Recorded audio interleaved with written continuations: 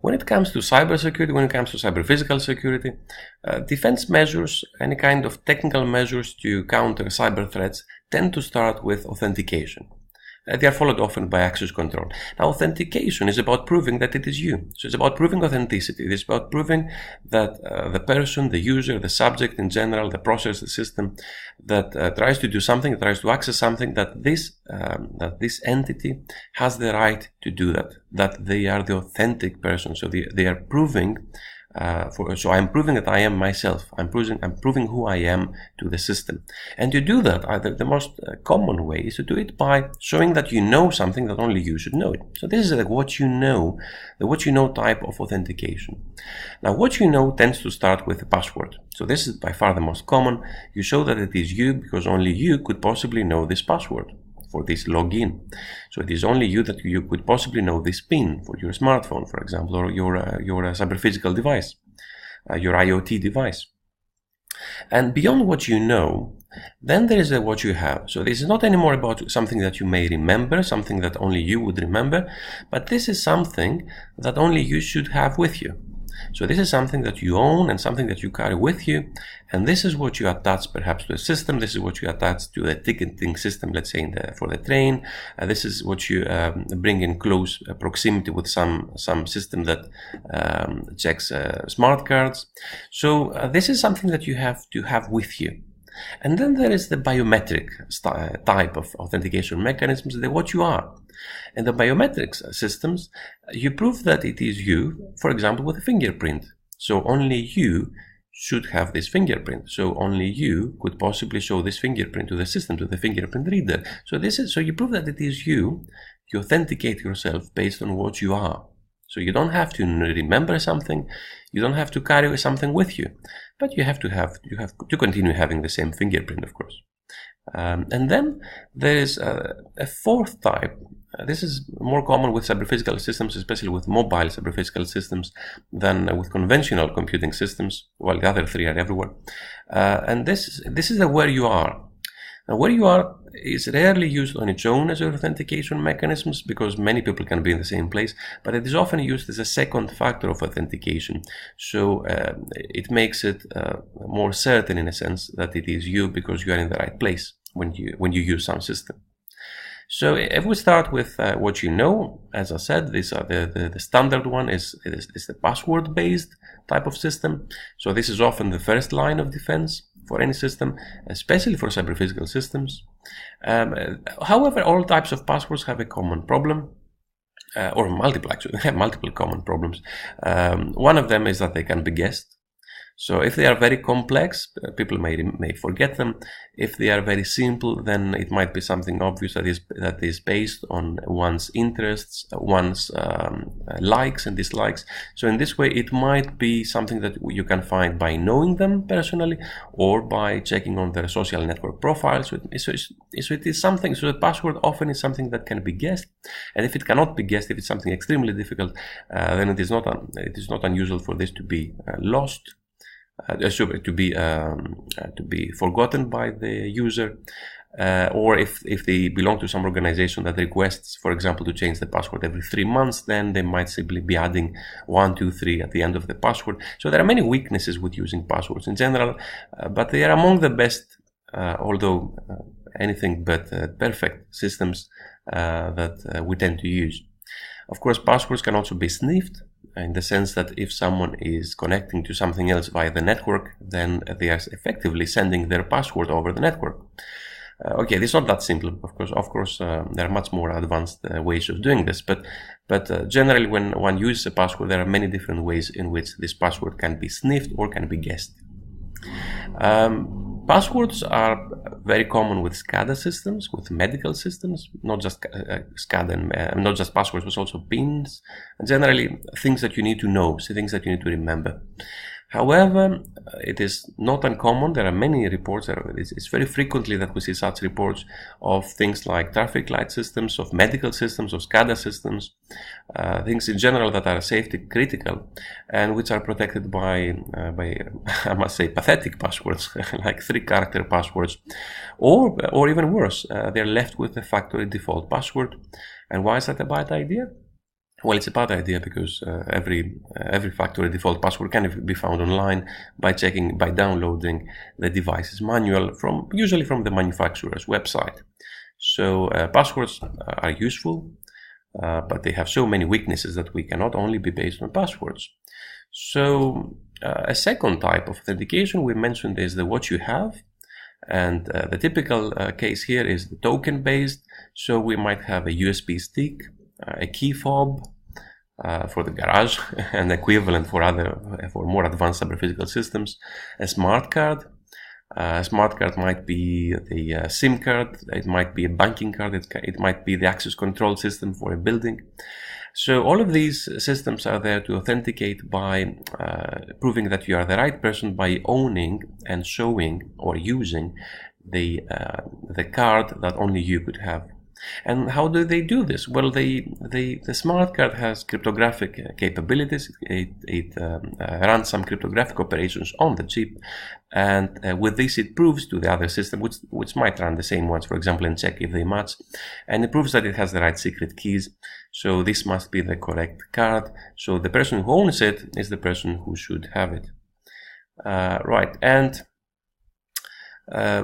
biometrics is the what you are. Now, biometrics have very specific characteristics. Not everything can be a biometric when it comes to the characteristics of an individual. So they are physiological and behavioral characteristics, usually, most often physiological characteristics, but they have to be quantitatively measurable. This is necessary. They need to be quantitatively measurable, not something qualitative. We cannot say that this person is often very angry. This is not by any means something we can authenticate that person with. So it needs to be something that is quantitative, not qualitative. They need to be universal, so it needs to be something that everyone has. So, for example, a fingerprint is something that almost everyone has. So, or everyone must have, in a sense. So it is universal, so we can use it for everyone. And then it needs to be distinctive. So we cannot have multiple people with the same fingerprint. That would not work. If there are thousands of people with the same fingerprint, it would not work. And they need to be permanent. So this permanent, of course, is a relative kind of characteristic, a relative requirement, because nothing is really completely permanent. But they need to be there for an acceptably long period of time. So the fingerprint will be there most probably for the whole of our life. So in that sense, it is permanent. Now, beyond the fingerprint, the most commonly used are the face, the iris, the retina, and less commonly used ear, gait, so how we walk. This is a very accurate biometric system, but also very, very inconvenient. You wouldn't possibly ask people to keep walking around the system just to check who they are. And voice. So voice recognition, voice authentication, not recognition, voice authentication can be another way. An interesting one is the keystroke pattern. So this is most often used, for example, in online courses, when you prove that it is you by first typing a few things. So by the keystroke pattern, by how you type, you prove that it is you. And then there's hand geometry. So there are a number of different types of, some commonly, some less commonly, types of biometrics that can be used. Many of these are used in cyber-physical systems. In fact, in cars, there was a lot of bad press in 2005 when some thieves in Malaysia severed a Mercedes car owner's finger in 2005 so as to override the fingerprint recognition system of the car and have it switch on. So the mobilizer of the car was based on fingerprint recognition, so it was authenticating the user, the owner, the driver, based on fingerprint recognition. And back then, there was no liveness detection. Now we have liveness detection, so simply having to put things bluntly, to have a dead finger doesn't work, because it would not, the system would not see for example, the blood in the veins. So that would prove that it's not a live finger. And also it proves it's not a photograph or something. So these systems are much more advanced than then, but they got such bad press in 2005 that they are not perhaps used as one would expect. They're used much more with smartphones, for example, and tablets. Interestingly, just before that, Bruce Nair had said that ill-thought, now Bruce Nair is a very famous security expert, and he had said that ill-thought car security measures can cause the weakest link to move from the ignition switch to the driver. That was very interesting that he had observed that. And then, of course, we have the incident in Malaysia. In practice, biometrics in cars are used less for authentication, or of course they are used, but less for authentication and more for other kinds of characteristics of or other kinds of functions in the car. For example, they might be used for detecting drowsiness, stress, if someone is very tired. So there are different types of biometric sensors in a car, or can be in a car, especially in the high-end cars, but they are more about safety than about security, than about authentication. Now, moving on to location-based, so the where you are type of authentication. Now, this can be based on two things. They can be based on proximity, so how close you are to something. So, for example, how close the user is to the car, the driver is to the car, the owner is to the car, or where exactly someone is, where exactly something is. So it's proximity and location. We'll start with proximity first.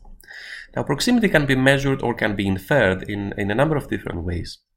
It can be inferred, first of all, by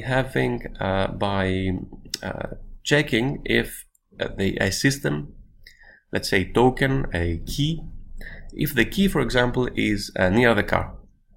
And this can be inferred by short-range communication. So if we use something like a short-range RFID, radio frequency ID, then if the key connects to the ECU, if the key connects to the car, then it means that we are sufficiently close, because we couldn't have done this from a mile away. The RFID has short range, so if the two are connected, we must be in short range. Of course, this can be overridden in some ways, but in general, this is a pretty safe assumption that if a device is meant to have short-range communication and we do communicate indeed, then we must be in short range. Now, another way is to infer it by the signal strength. So if it is about wireless communications, then the wireless signal strength is an indication of the distance. So we can tell that this signal strength corresponds to this kind of distance. So in this way, we can infer proximity. We can infer how close we are to something. And the third one is time.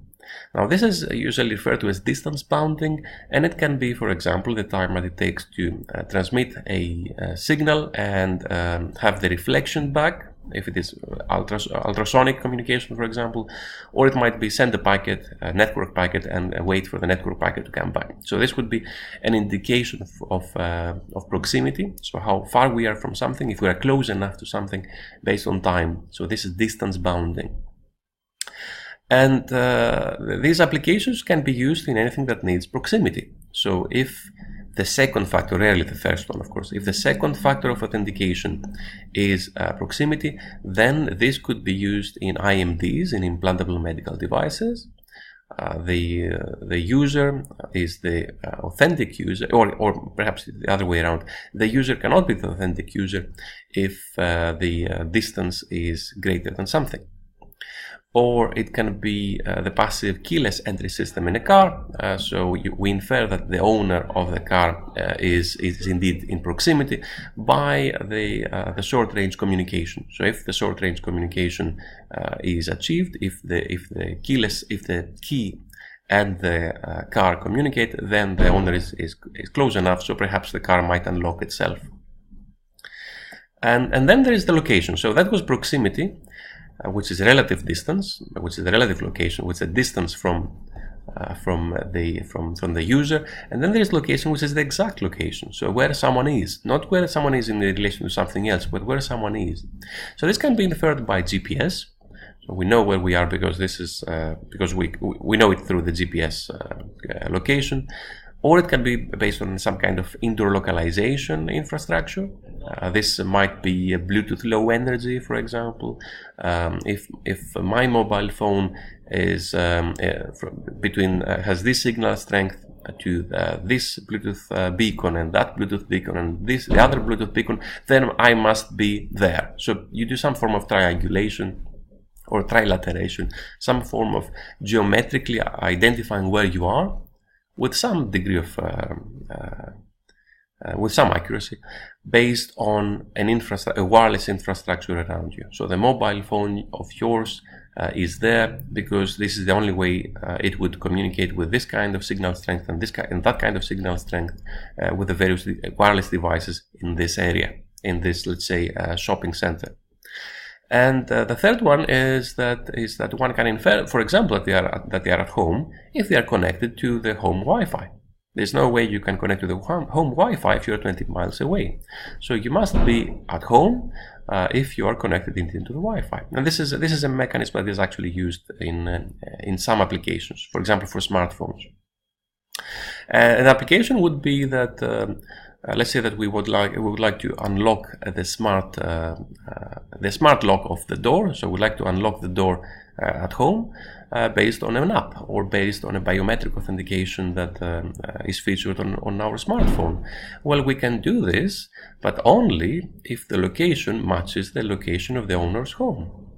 So we unlock the door.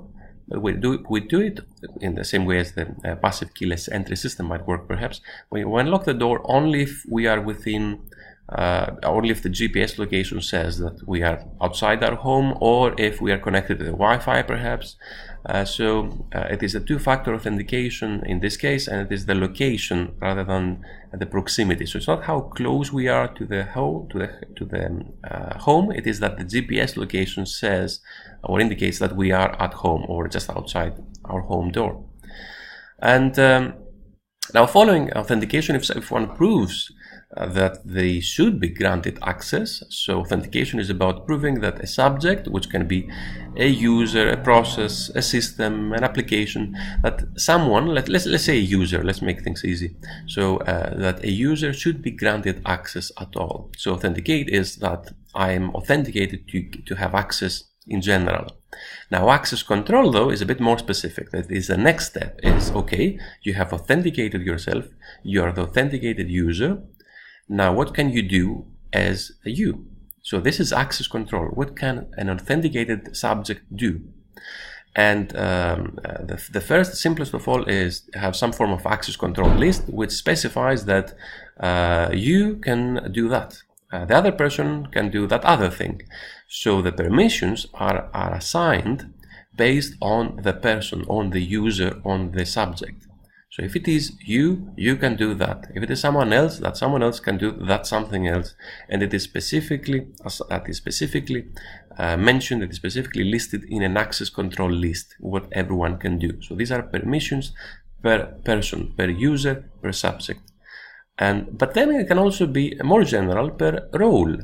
So it doesn't matter who you are exactly, it matters that your role is this. So for example, the accountant in a firm should have this access, these privileges. It doesn't matter who the accountant is. What matters is that he is or she is the accountant or an accountant. So it's the role rather than the individual person that matters in role-based access control. And all this can be generalized. So in the first one we have the identity of the person, the second is the role of the person, and if we keep adding attributes of what the person is, then we generalize the whole idea, and now we have attribute-based access control. Now, attribute-based access control is based generally on attributes of the subject, so let's say the user, so the user's affiliation, the user's qualifications, perhaps the user's priorities, and then it is the resource that needs to be accessed. So how critical is this resource? So the attribute might be the criticality. If this resource is very critical, is very safety critical, then perhaps only people with these qualifications should access them. So you start having a more dynamic, a more generalized type of access control, where the availability, the location, the criticality, all of these might matter in what privileges a user might have for a specific system, for a specific resource that they need to access. And the third one, of course, is the environment. So, for example, what time is it? What date is it? So it might be that a user might have access to everything if it is 9 to 5, and might not have access to anything if it is after 5 or before 9, or if the user is not in the right location, if they are not in the firm's, for example, corporate offices. That would be perhaps to reduce the threat, the risk of an insider threat. So if someone if it is easier to monitor the users at between 9 and 5, then you might allow them to do something only between 9 and 5, and then have different privileges after 5 or before 9. An interesting one there, actually, an interesting in the attributes-based access control is location. And an example that I remember is from 2007, when the new, back then anyway, new Nissan GT-R sports car. It had, when it was sold in Japan at least, it was speed limited to 111 miles per hour. So this is an extremely fast car. It can do perhaps over 180 miles per hour, perhaps even more than that. But it was limited to 111 miles per hour, which is the speed limit or probably still is, the speed limit for every car in Japan. However, when that car's GPS module detected that it was inside or near a sanctioned Japanese, so domestic Japanese in this case, racetrack, then it would lift this speed limit. So there was the user, the owner, is authenticated by having the key. So you drive the car, you're authenticated if you have the correct key. So the cryptographic operations prove that it is you, and you can drive it, but you cannot do over 111 miles per hour. So you have this attribute-based access control based on location, where the privileges are reduced unless the location, so the attribute location, specifies that you are in a place where you should be able to go faster. So that would be in a sanctioned racetrack in Japan. So that was a very interesting kind of type of attribute-based access control, although of course based on only one, in this case location, the other one being of course having the key.